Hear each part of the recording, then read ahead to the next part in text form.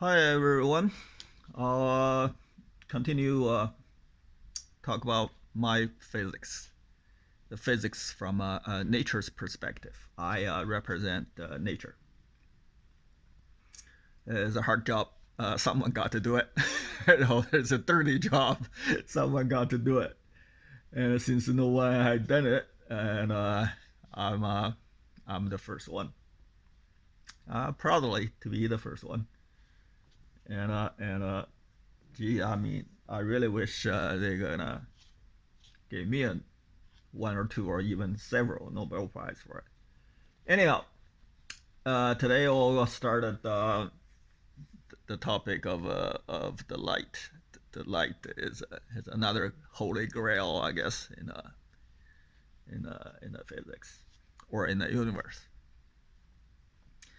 I can't emphasize anymore, and I'll have to emphasize throughout this series, this video.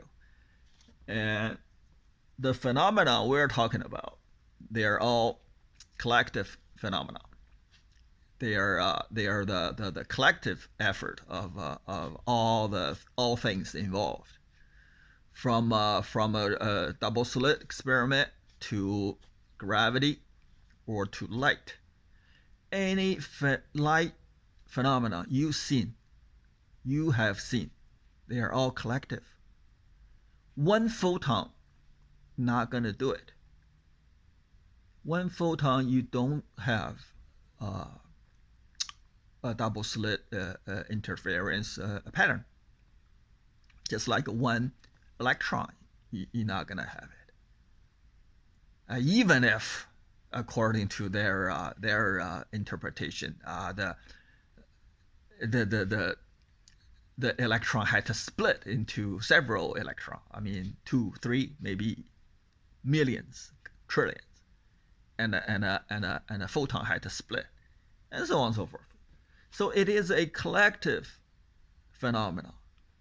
To study collective phenomenon, people often dismissed or ignored a lot of actors in this entire play, and they focused on something, individual, and think of things as individual, and then they do not have the entire story.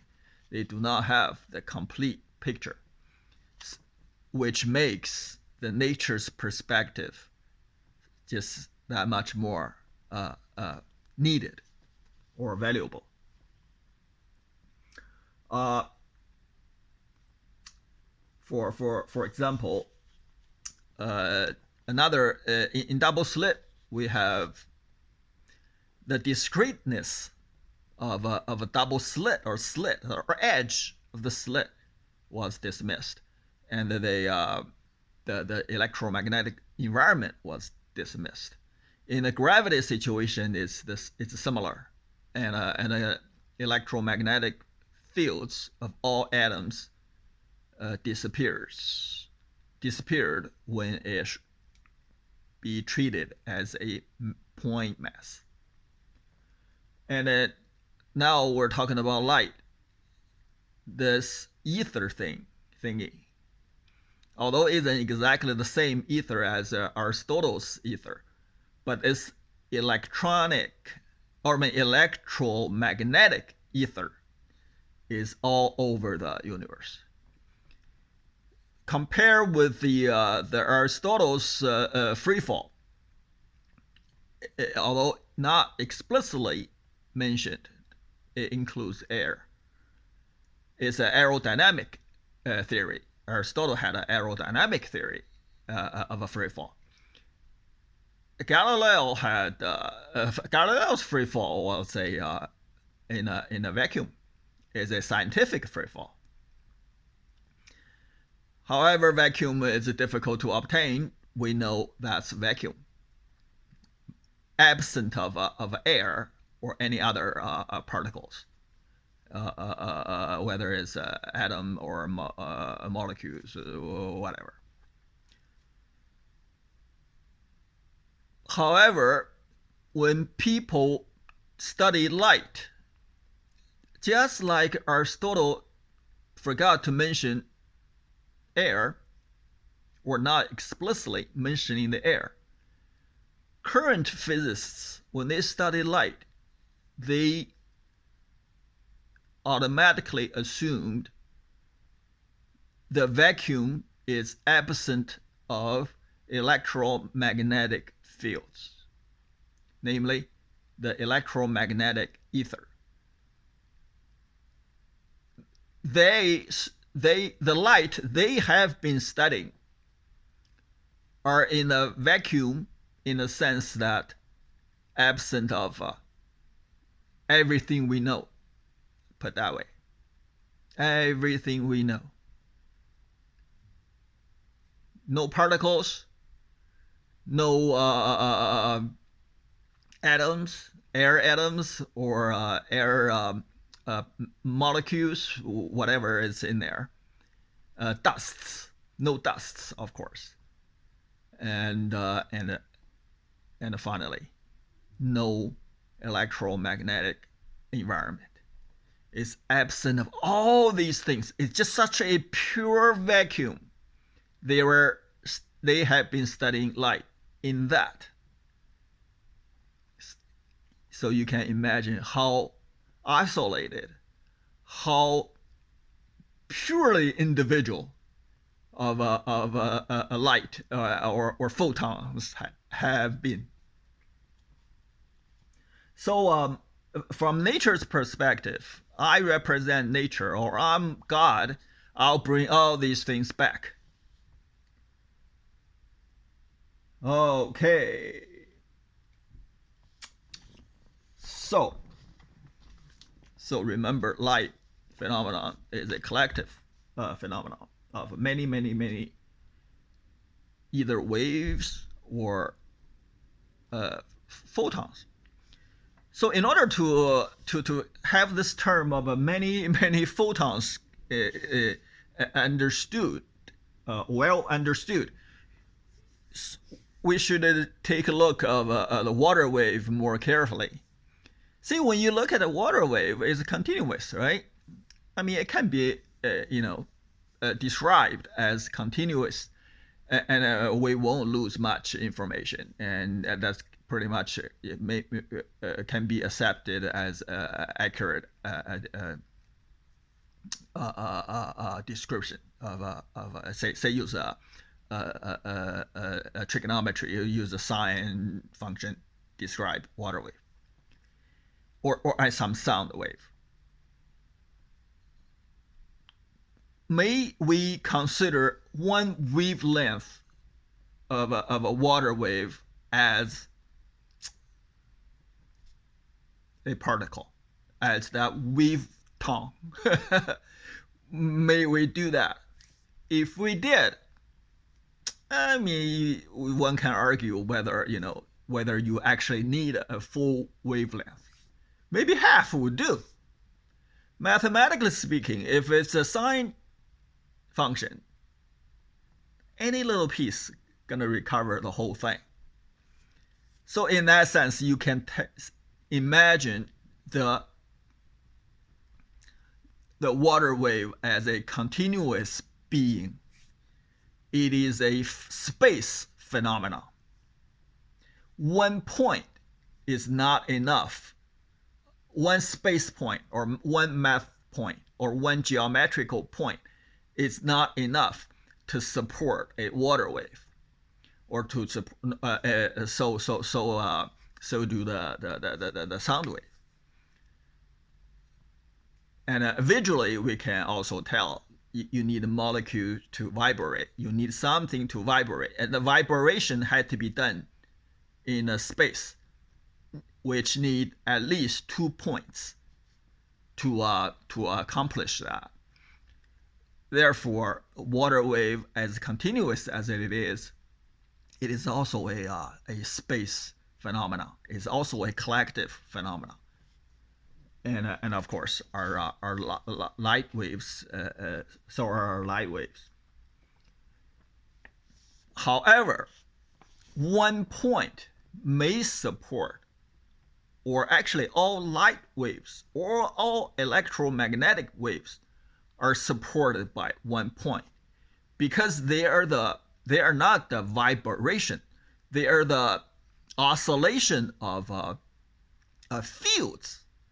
They switch from electric and magnetic fields at that point. The nature, or the sign, or the identity of that point sometimes support a electric field, sometimes support a magnetic field, and of course the magnitude also change, but that point doesn't move. So it is a function of time, and at that point, and the function, the value is the magnetic electromagnetic fields, or it's a magnitude of it. I hope I made that clear. Electromagnetic wave is a point phenomenon. The space point, one point can define electromagnetic wave, and that point doesn't have to move, versus water wave or sound wave. They need at least 2 points to come move back and forth. Electromagnetic wave is a identity. Electro or magnetic are two identities. One person or one point may switch identity without moving. And of course, once they switch the identity, there are what's the better word for it? I don't prepare for these things. I just talk to you from my, because I have been thinking about this stuff for years, tens of decades. The magnitude, or the strength, your devotion, or you might say, you say, suppose you switch from Islamic and Christianity, you switch from these two identities, and then your devotion also may change. However, you do not have to move. Therefore, light is a point phenomenon, occurred at a point. At a point, a light can complete its everything. One point can support all information of an electromagnetic wave. However, one point cannot support a sound wave or a water wave, because it's vibrating. If you wanted a one point to support a sound wave or water wave, you need to introduce vector, speed. When you introduce because it's going to move, or introduce a vector of a direction at least. When you introduced a direction vector, then you need 2 points. One point cannot have direction or speed, actually. It is the speed. So I have to make this as clear as possible. Light is a point phenomenon. One point is enough to support an electromagnetic wave. However, one point is not enough to support a water wave or a sound wave. And this is another rather qualitative difference between light, or between electromagnetic wave and water wave, sound wave. Darn, it's 15 minutes already. I hope I have made it clear. Basically, there is a major difference between water wave and a light wave. Water wave is a space phenomenon. Light wave is a point phenomenon. Both, although all of them are collective phenomena, although collective nature of the water wave is not essential if you missed it, but the collective nature of the light wave or photon, if you missed it, you're gonna miss you have missed quite a bit. So, being nature's representative or being nature's agent, I'm gonna tell you the collective nature of the light and the point phenomena of the light. And today just start. And I'll talk about some specific phenomenons I'll revisit bending the light. I'll talk about the redshift of the people observed in astral physics, astronomy, and expanding of the universe. And I'll discuss some fundamental concepts like length, distance, and of course the expanding of the universe is about Doppler's effect.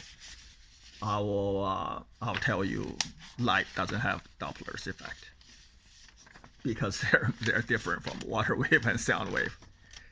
The things that the sound wave have, the water wave, light doesn't have it.